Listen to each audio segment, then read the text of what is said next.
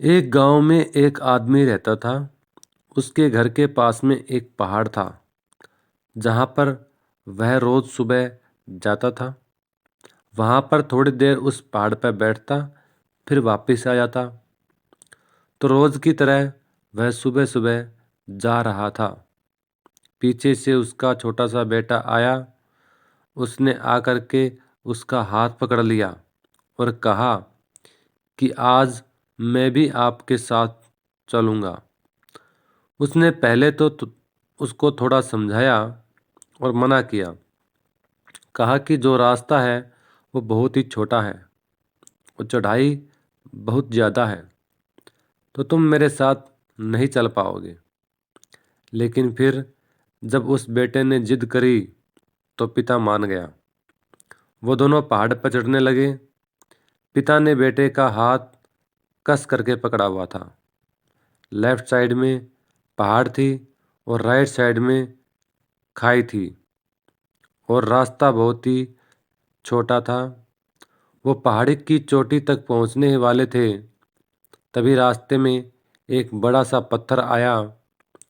क्योंकि पिता उस रास्ते से रोज आता था, तो उसको पता था कि वहाँ पर पत्थर है, तो वह साइड से निकल गया। लेकिन जो बेटा था उसका ध्यान कहीं और था, तो उसका घुटना जाकर उस बड़े पत्थर से टकरा गया। उस बच्चे के मुंह से एक चीख निकली और जैसे ही वह चीखा, उसकी आवाज़ उन पहाड़ों में गूंजने लगी। इससे पहले उस बच्चे ने कभी भी अपनी आवाज़ की गूंज नहीं सुनी थी, तो उसे समझ नहीं आ रहा था कि ये क्या हो रहा है। वह अंदर से थोड़ा घबरा गया था और उसे लगा कि शायद कोई है जो छुपकर उसे देख रहा है और उसका मजाक उड़ा रहा है। फिर उस बच्चे ने बोला, कौन हो तुम? तो जब उस बच्चे ने उस गूंज को सुना तो उसे गुस्सा आ गया। उसे लगा कि कौन है ये जो मेरा मजाक उड़ाए चला जा रहा है। फिर उसने गुस्से से कहा कि मैं तुम्हें छोड़ूंगा नहीं। और फिर जैसे उसने उस गूंज को सुना, वह घबरा गया। उसके पिता समझ गए थे कि क्या हो रहा है। उसने अपने पिता का हाथ कस के पकड़ लिया और उनसे पूछा कि कौन है ये जो मुझे इतना तंग कर रहा है?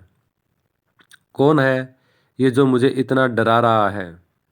तो उसके पिता थोड़ा सा मुस्कुराए और उन्होंने खाई की तरफ देखा और ज़ोर से बोला, मैं तुम्हें बहुत प्यार करता हूँ। वह सुनकर वह बच्चा हैरान हो गया और उसे समझ नहीं आया कि क्या हो रहा है, क्योंकि वही इंसान जो उसका मजाक उड़ा रहा है, उसको तंग कर रहा है, वह उसके पिता को बोल रहा है कि मैं तुमसे प्यार करता हूँ। तो उसके पिता अपने बेटे को देखा और वो समझ गए कि उसके मन में क्या चल रहा है। और फिर दोबारा उन्होंने बोला कि तुम बहुत अच्छे हो। और ये सुनकर उनका बेटा थोड़ा सा मुस्कुराया और पूछा अपने पिता से कि ये क्या हो रहा है।